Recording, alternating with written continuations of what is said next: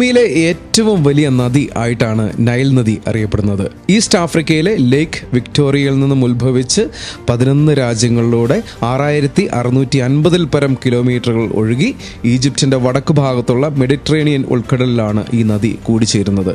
മനുഷ്യ സംസ്കാരങ്ങളുടെ വളർച്ചയിൽ നിർണായക പങ്ക് വഹിച്ച ഈജിപ്ഷ്യൻ സംസ്കാരങ്ങളുടെ കളിത്തൊട്ടിലായ ഈ മഹാനദിയിലൂടെ സഞ്ചരിക്കുമ്പോൾ മറക്കാനാവാത്ത ഒട്ടനവധി കാഴ്ചകളാണ് നമ്മളിന്ന് കാണുവാനായി പോകുന്നത്.